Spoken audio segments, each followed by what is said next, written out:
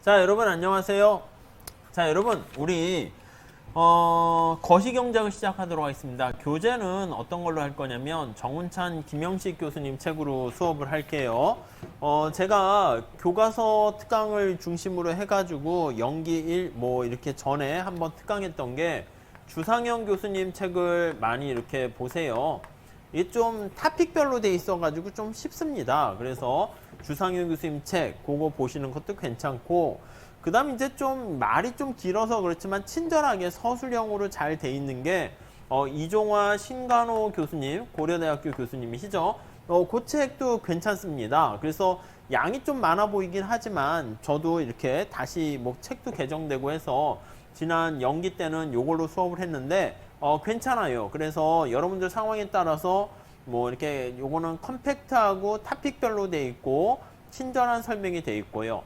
그 다음 우리가 보는 정운찬, 김영식 교수님 책은요, 정김 뭐 이렇게 부르기도 하던데 내용이 되게 컴팩트해요. 그리고 내용이 군더더기 말이 없기 때문에 그래서 어렵다기보다는 이렇게 빡빡한 느낌이 많습니다. 그래서 보통 교과서를 한 번쯤 읽었으면 좋겠는데 어떻게 하냐라고 하면 마음이 보통 수험생들이 급하잖아. 그래서 빨리빨리 이렇게 탁탁 치고 갔으면 좋겠는데 책을 읽다 보면 가슴에 무슨 뭐라고 할까? 그렇게 찹쌀떡이 막힌 것처럼 답답해요. 그래서 이제 이게 되게 괜찮은데 가독성이 좀 떨어진다? 떨어지는 건 아니고요. 내용은 되게 컴팩트한데 양이 많이 담고 있어가지고 그래서 조금 이제 어렵게 느껴지는 측면이 있어요. 그런데 우리는 이 책을 기본으로 잘 해서 정리하시고 뒤에 또 연습 문제가 또 있습니다. 그런 것들 조금 제가 풀어드릴 시간은 따로 마련해야 될 것 같아요. 수업 시간이 좀 부족해가지고. 그래서 뭐 시험도 보고 할 수는 있는데 뭐 2기, 3기 때 그럴 때는 시험 뭐 보면서 할 테니까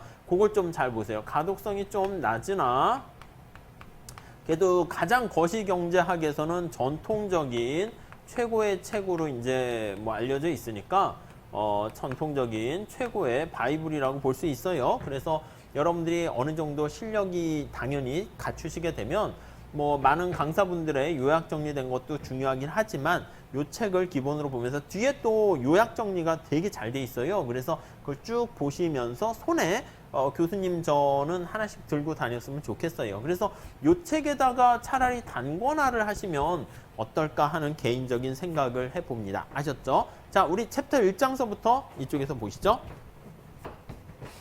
자, 우리 앞에 그 1장 들어가기 전에 인트로 해가지고 거시경제 얘기가 있습니다. 그 제일 앞에 있잖아요. 그 내용을 볼게요. 첫 번째는 우리 시장경제 얘기하고 있어요. 자, 시장경제. 이게 이제 어떻게 보면 미시경제죠. 시장에 대해서 다루는 거잖아요. 시장경제는 지난 200여 년간 꾸준히 성장해 왔다. 맞습니다. 꾸준히 성장을 해왔는데 첫 번째 줄 끝에 오늘날 생산과 소득 수준은 과거와 비교가 안 될 정도로 엄청나게 높아졌어요. 특히 산업혁명 이후에 굉장히 높아졌는데 그 성장 과정이 이렇게 무조건 매끄러웠던 건 아니죠. 호황과 불황이 이렇게 번갈아 가면서 이렇게 진행됐다라는 거, 순환되는 거 알 수 있습니다.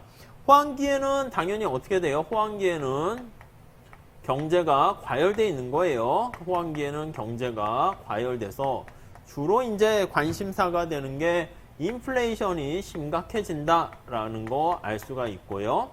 그 다음에 거기 다음 줄에 가보시면 불황기는 어떻게 됩니까? 이게 이제 경제가 침체되는 불황기다 이렇게 볼 수 있는데 불황기에는 거기 보시면 생산 설비가 제대로 이용되지 못하고 생산 설비가 제대로 돌아가지 않는 과소하게 작동될 뿐만 아니라 실업이 만연하게 됩니다.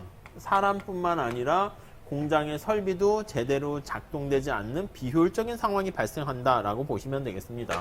자, 이렇게 경기가 호황과 불황이 반복됩니다. 그래서 불규칙한 경기 변동은 어떤 것을 가져오게 되냐면 사람들로 하여금 불안함을 가져오게 됩니다. 그래서 불규칙한 경기 변동 때문에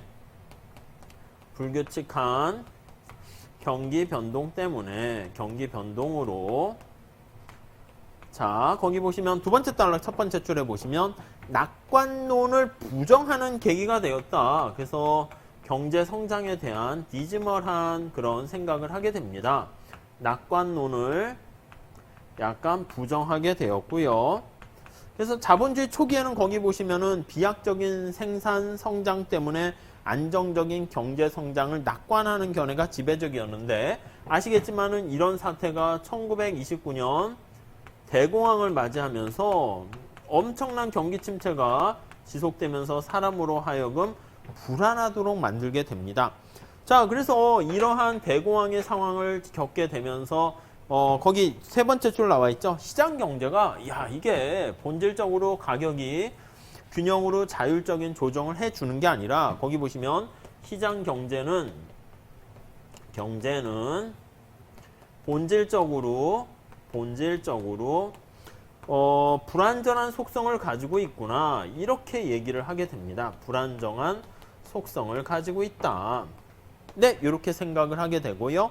자, 그래서 체계적인 분석 없이 지속적인 성장은 할 수 없구나. 그래서 거시를 좀 새롭게 좀 체계적으로 분석을 해야겠다라고 생각을 하게 되었고요. 그래서 이제 거시 경제가 탄생했다라고 보시면 되겠죠. 그래서 우리가 알다시피 존 메이나드 케인즈의 일반 이론을 중심으로 해가지고 국가 경제를 전체적으로 보는 시각을 갖게 되었습니다. 자, 그래서 거시 경제가 탄생하게 됐고, 다음 단락에 보시면은요. 자, 단기와 장기적으로 나타냅니다. 그래서 단기적으로는 어떤 거에 관심을 갖게 되는 거냐면, 자, 두 번째 줄 끝에 보시면 어떠한 거시경제의 여러 가지 변수가 장기 추세선을 중심으로 상승과 하락을 반복하는 경기 변동을 규명하고, 단기적으로는 경기 변동에 관심이 있어요. 자, 여기서 말하는 경기란 게 뭐야? 그러면 앞에 얘기한 거죠. 앞에 얘기한 국민 경제 전체의 생산, 경제 전체의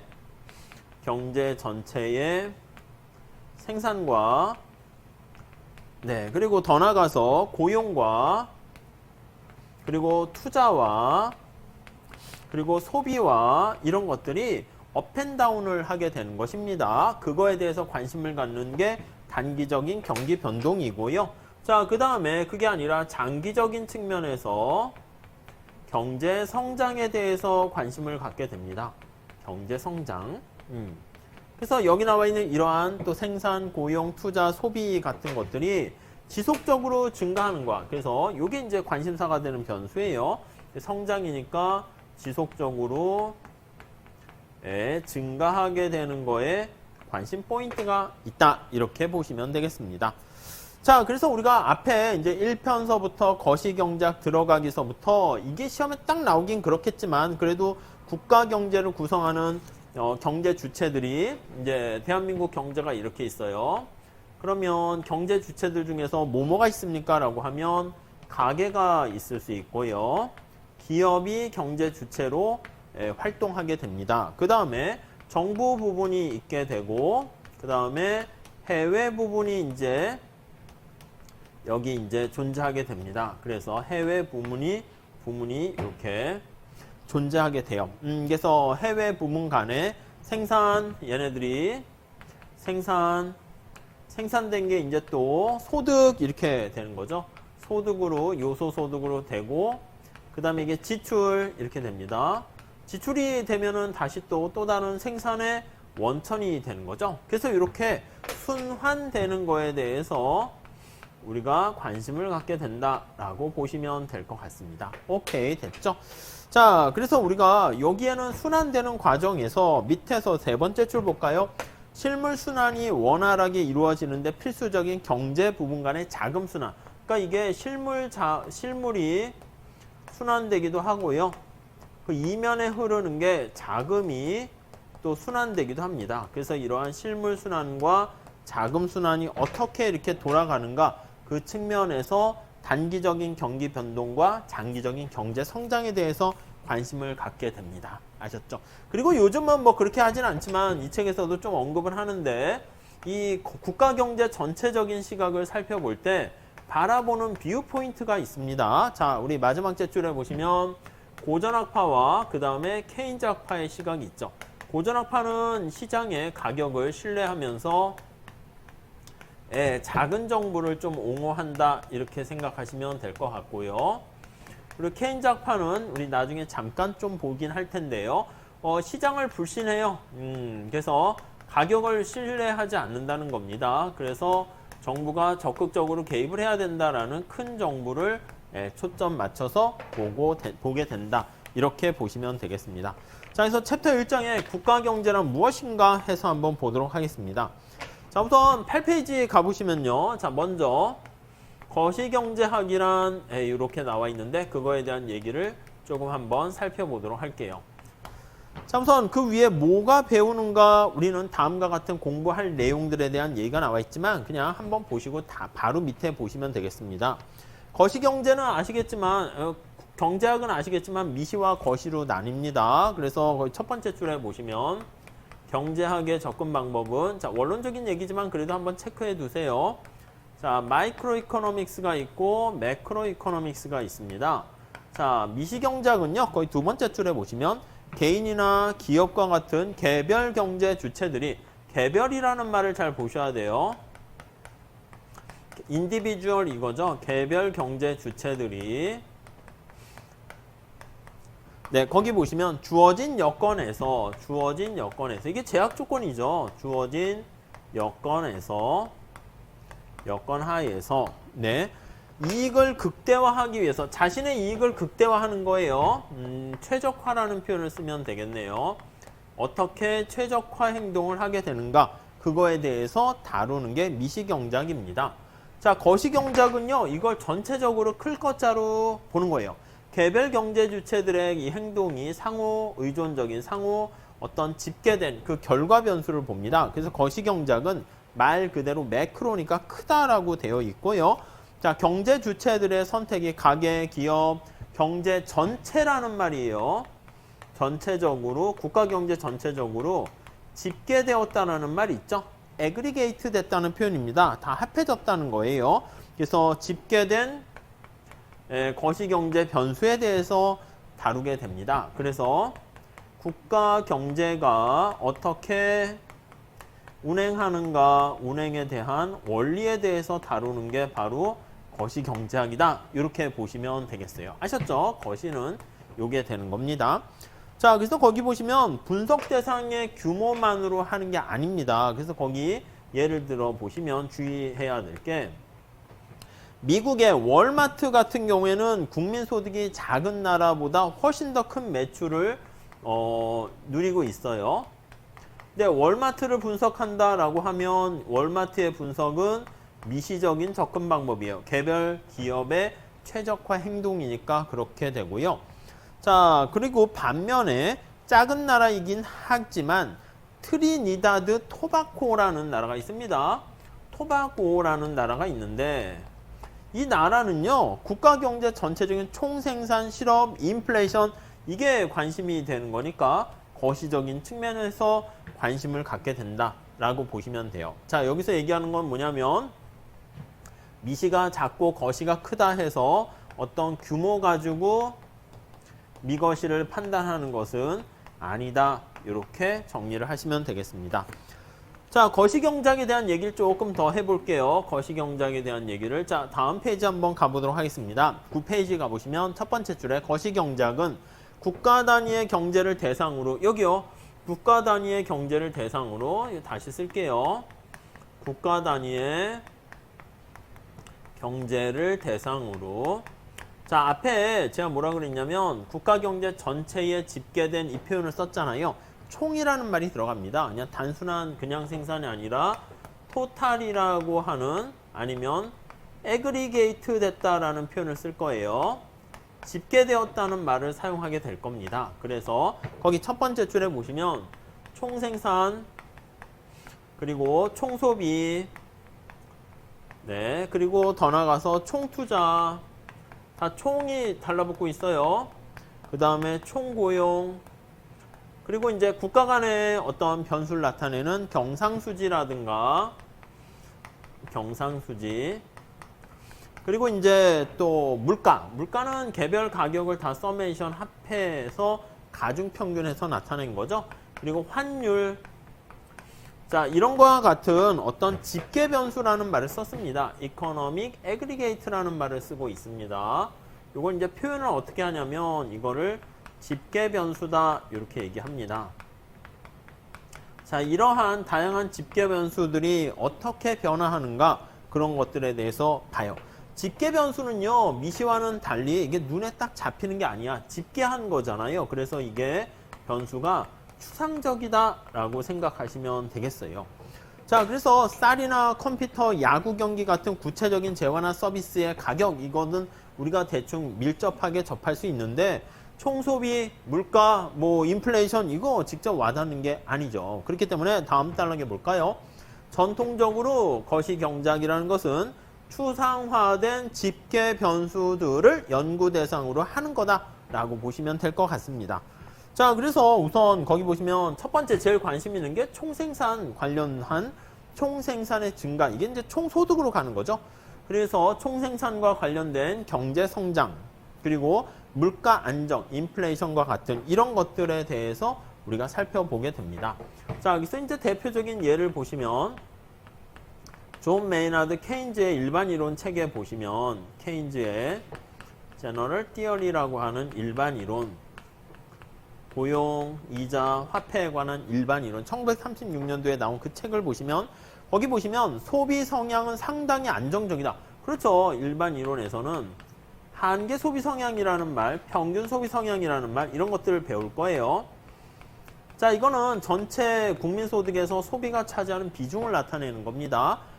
그냥 평균 소비 성향은 전체적인 평균 비중이고 한계는 소득이 한 단위 증가했을 때 이렇게 얘기를 하는 것입니다. 자, 얘가 이제 안정적이다라고 얘기하는데 성향이 안정적이다 이렇게 얘기합니다.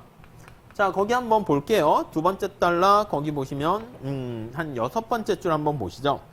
자, 이때 소득 이외에 총 지출을 결정하는 주관적 요인이라든가 갑작스러운 변화 또는 특정 개인의 소비에 영향을 미치는 여러 가지 요인들을 주어진 것으로 생각하게 되면은 뭔가 문제를 해결할 때 좀 쉽게 얘기할 수 있을 거예요. 그러니까 우리 아시죠? 소비함수 보시면 소비에 영향을 미치는 게 소득도 있지만 이자율, 어떤 웰스 부라든가 그 다음 미래에 대한 어떤 전망이라고 할까 뭐 이런 것들 등등등 영향을 미치게 됩니다. 근데 거기서 관심이 있는 게 저는 소득입니다 라고 하면 소득과 소비와의 관계를 이제 관심을 갖고 얘네들은 우리가 주어진 고정된 이렇게 얘기하고 보게 됩니다. 아셨죠? 네, 그렇게 정리하시면 되겠어요.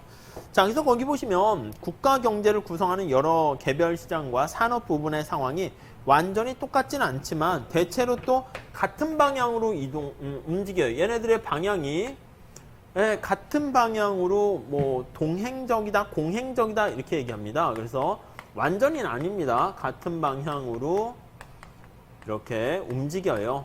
움직이게 되는 아니면 반대가 될 수도 있고요. 아무튼 같이 전체적으로 움직인다는 것입니다.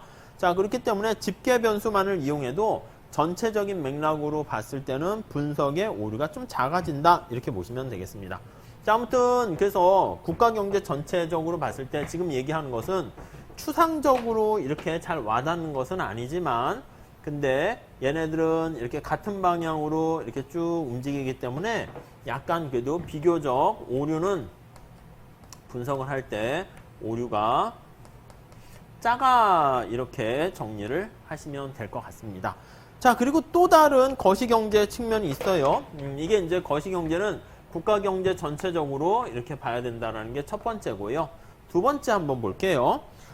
자, 거시경제학에서 국가경제 다음 단락에 보시면 집계 변수를 별도로 다루는 또 다른 이유는 경제 전체에 걸친 실업, 인플레이션, 경제성장 이런 것들이 개인을 다루는 거랑 좀 약간 차이가 있다는 거라고 보시면 돼요. 우리가 흔히 구성의 오류라고 얘기하죠. 그래서 구성의 오류라는 표현을 쓰는데 예를 들어서 한번 볼게요. 자, 거기 보니까 불황이 닥치면 기업은 어떻게 선택을 합니까? 우리 소비자들은 어떻게 선택을 해요? 경기 침체가 닥치게 되면은요. 자, 그러면 기업은 임금을 줄일 수밖에 없어요. 기업은 임금을 줄여요. 감소시킬 수밖에 없고요. 그리고 사람들은 임금 삭감이 불황을 견디는 방법이라고 얘기하는데 임금이 이렇게 삭감되면 어떤 일이 발생하면 사람들이 소득이 감소하게 됩니다. 나름 기업은 합리적인 선택을 한 거예요. 합리적인 미시적으로 봤을 때 최적 선택을 한 거예요.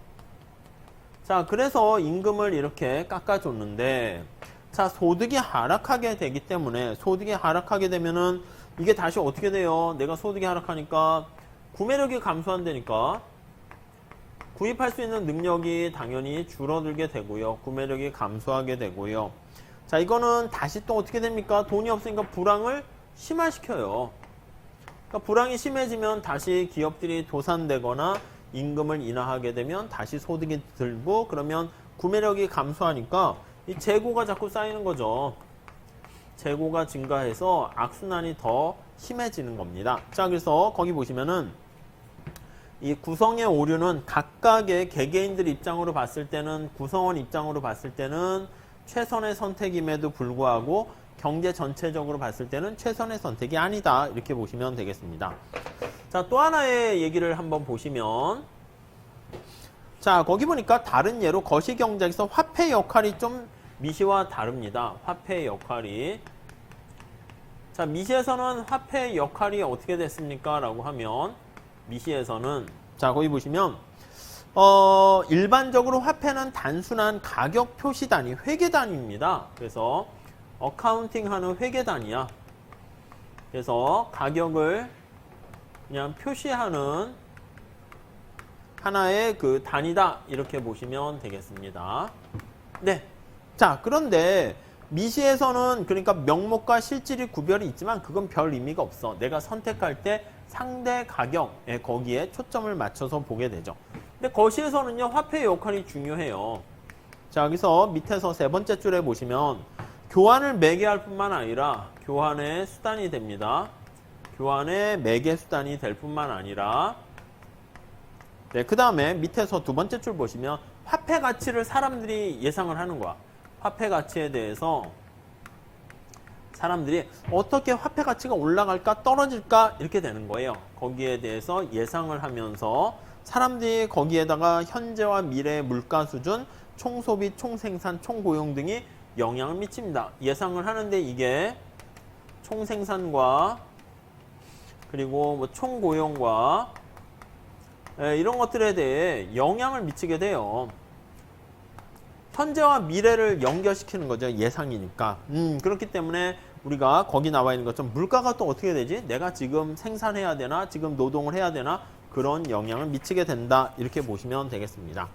다음 페이지 보시면, 아니 그럼 미시와 거시는 완전히 동떨어진 그거야? 아니 그건 아니고요. 그렇다고 해서 미시와 거시는, 자, 첫 번째 줄 볼게요. 다음 페이지. 상호 밀접한 관련이 있어요. 밀접한 보완적인 관계에 있다. 이렇게 보시면 되겠습니다. 보완적인 관계에 있다. 네, 이해되시죠? 자, 그래서 거기 보시면 거시가 제대로 성공적으로 운영되지 못하면 미시 연구한 거 의미가 없게 되고요. 미시 기능이 원활하게 작동 안 되면 거시도 퇴색할 수밖에 없어요. 이론적인 방법론의 교류도 지금 많이 이루어지고 있어요. 그래서 둘 다 상호 보완적인 것뿐만 아니라 방법론도 보시면 예전에는 약간 미시는 수리적으로만 접근했고요. 거시는 약간 철학, 이념, 사상 이렇게 얘기했으면 지금은 두 개가 거기에 나와 있듯이 마이크로 기반을 둔 파운디드 매크로 분석을 합니다. 매크로 이코노믹스 이렇게요. 자, 그러니까 이제 거시경제를 접근하는데, 분석하는데 미시를 기반으로 두고 접근을 한다라고 보시면 되겠습니다.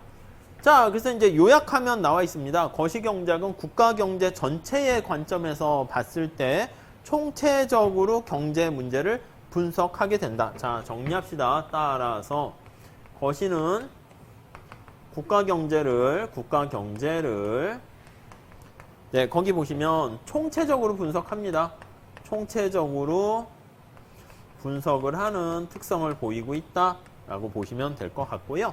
국가경제를 구성하는 가계, 기업, 정부, 해외 관계를 살펴봐요. 가계, 기업, 정부, 해외, 이게 이제 각각의 경제 부분이 되는 거죠.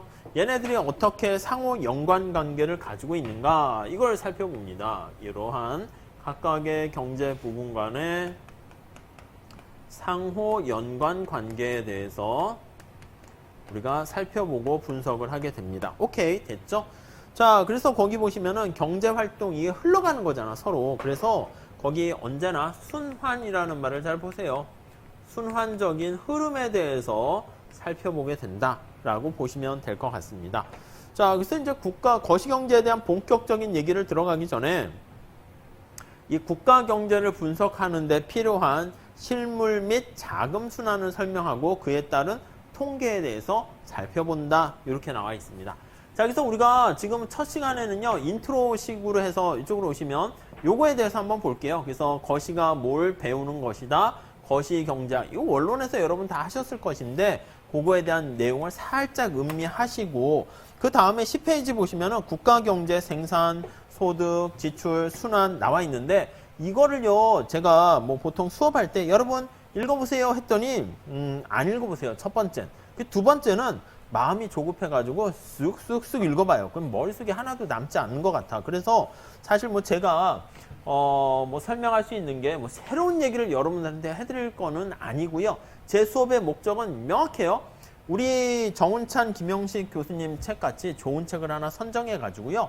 그거를 그냥 같이 보는 거야. 그래서 하나하나 천천히 행간의 의미를 보면서 따라서 보시게 되면 여러분들이 거시경제에 대한 눈을 뜰 수 있지 않을까 하는 생각을 해봅니다. 이게 마음이 조급해져 가지고 저도 판서를 하는 이유가 뭐냐면 눈으로 보게 되면 이게 가장 이제 빨리 가는 게 아시겠지만 마음이 제일 빨리 가요. 그다음 눈이 그다음 빨리 가. 그러니까 우리 머리가 아직 정리가 안 되는 상황에서 너무 빨리 가게 되면 읽었는데 아, 이거 시험에 나옵니까? 이거 나와요? 안 나와, 안 나와. 그럼 이거 꼭 알아야 됩니까? 뭐 사실은 어떻게 보면 몰라도 돼. 거시경제도 그래프 그려서 뭐 해라 이렇게 되는데 그래도 이렇게 교과서를 읽고 밑에 이렇게 쫙 기반이 백그라운드가 잘 잡혀진 분과 그렇지 않고 그냥 문제만 푸는 스킬만 이렇게 돼 있는 사람과 그래도 답안지에 이렇게 나타내는 게 그리고 이해도가 차이가 날 수밖에 없거든요. 그러니까 이 교과서를 차근차근 잘 보시게 되면 여러분들이 나중에